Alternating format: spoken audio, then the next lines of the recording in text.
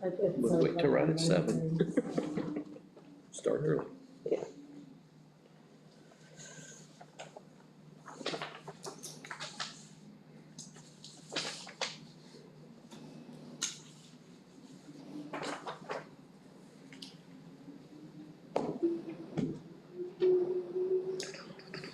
Wicked.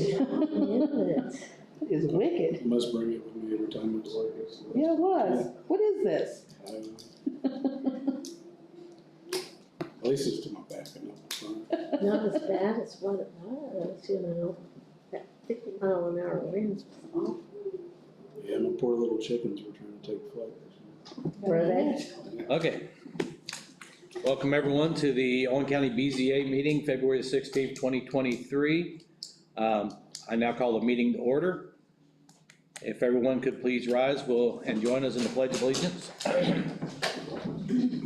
I pledge allegiance to the flag of the United States of America and to the republic for which it stands, one nation, under God, indivisible, with liberty and justice for all. Thank you. Item number 3, roll call members, public that's here. If you haven't signed in, make sure you do so. Suzanne?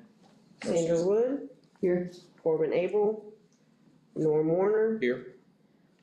Dustin Combs. Here. Beth Wood. Here.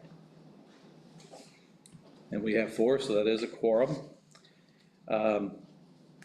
Number 4, approval of minutes for the January the 19th, 2023 meeting. Those were presented in the packet.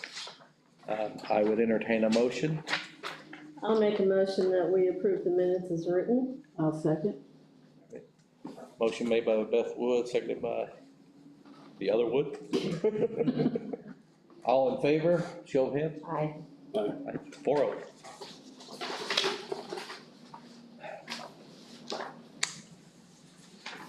Looking at the minutes, wonder I'm confused. Number 5, old business. We didn't have any as far as I know. Okay, moving on. Number 6, new business, policy and procedures. Dana, do you? Yeah, would you like me to? Yeah, that would be great. Okay. Before you have the policies and procedures that I propose for the Board of Zoning Appeals. It is required by statute and our local ordinance to have rules of procedure. It's just never got accomplished yet. So it is important to have them.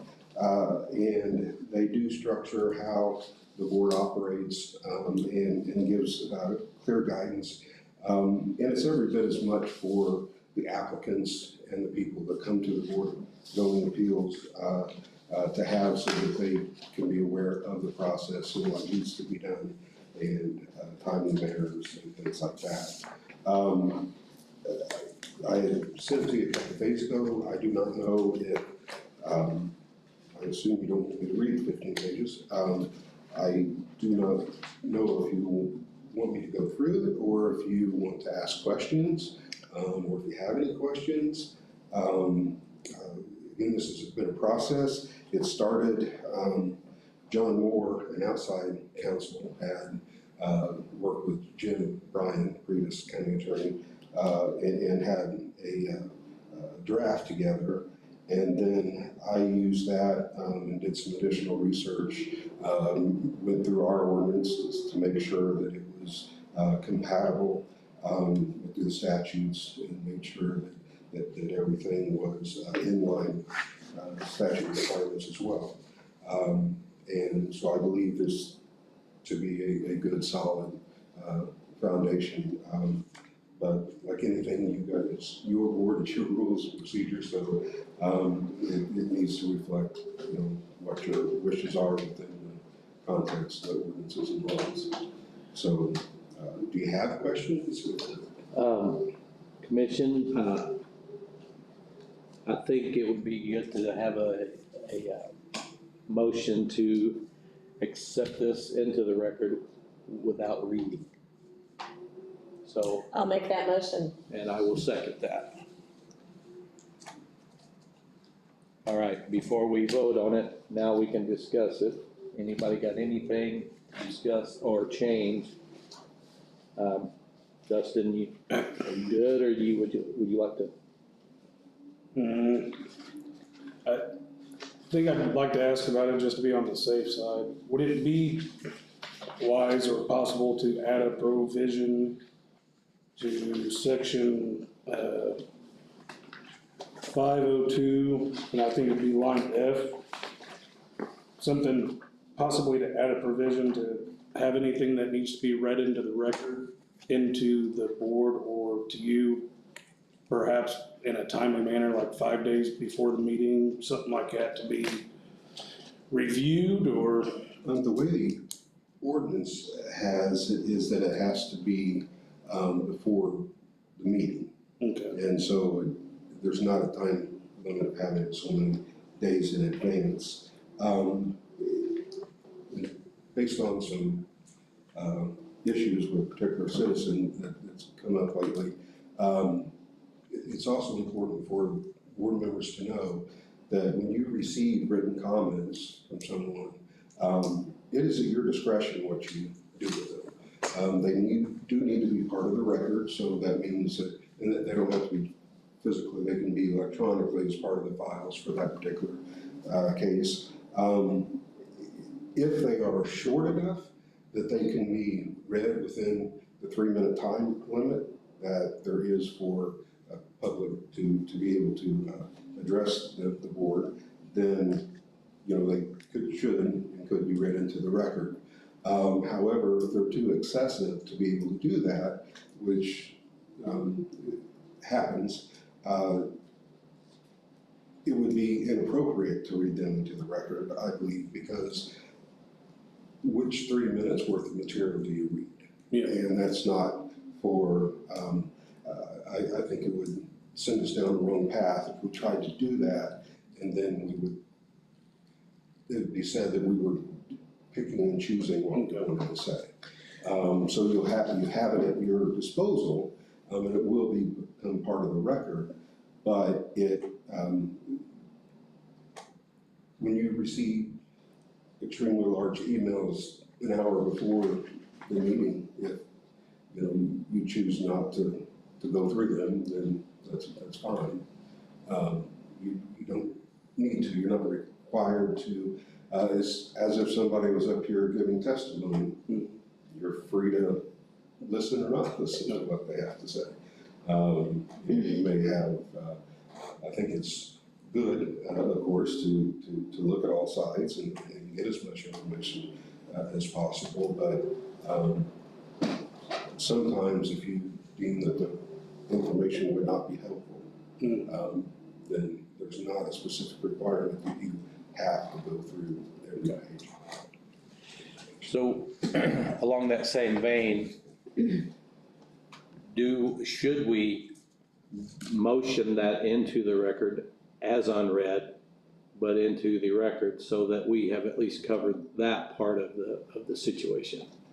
In other words, vote to not have it read into the record, but entered into the record, or is the fact that the supervisor is getting the same information that we are, is that good enough to get it into the record? In my opinion, that's good enough to get it into the record. It wouldn't hurt to have, whenever you have a list of written comments, that exceed the length to be able to read into the record, to state that they have been provided, they are part of the record, but they will not be read into the record.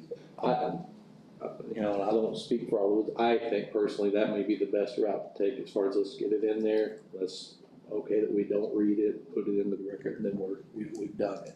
We've done our due diligence at that point, so. To me, it's good to go ahead and do that, so you don't have to, but it would be good to go ahead and do that, because then there's no doubt that the material is received, and there can't be a dispute, or they didn't give it to you. The staff did not give it to you. So Right. that is the best method. I think that covers staff as well as ourselves. Are you good with that, Dustin? Okay. Any other discussions on this matter? Okay, seeing no further discussion, let's go ahead and take the motion to enter it, but not have it read, and then we'll vote on whether to adopt it or not. How's that? I'm sorry, there Go ahead. is one typo. Could you state what that was? Page 11,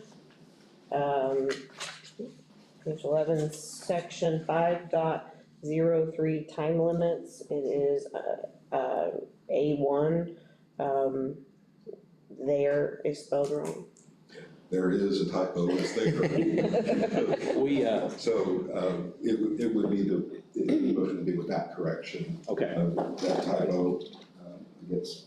all right. So if you don't mind, I'll amend my motion that we have this entered into the record, not read, into the record with the following, with the correction in the typo on 503. A1, the word there to be corrected and added back into the document so it can be signed. And then I will take the signing of the document as a separate motion. So that's my initial motion. Can I have? I'll make that second. So a motion by myself, seconded by Dustin. All in favor of not reading it but putting it into the record, show of hands. 4-0. Okay.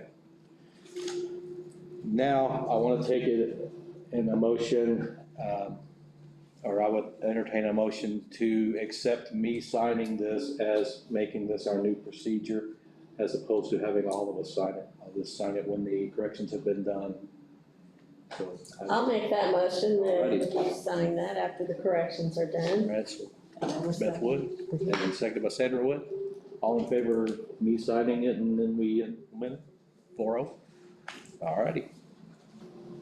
That is all of the new business. Thank you, Dana. Just let me know. Okay. I think that's gonna help us out a lot. Appreciate it. Appreciate you vetting against our current ordinances as well. Number 8, public comment. Gentlemen? No public comment? Number 9, BZA comments. We got anything?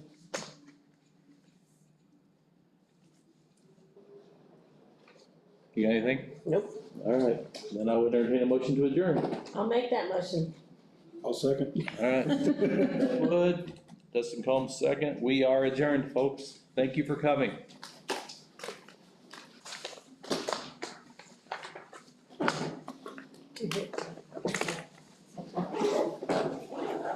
Where's it at?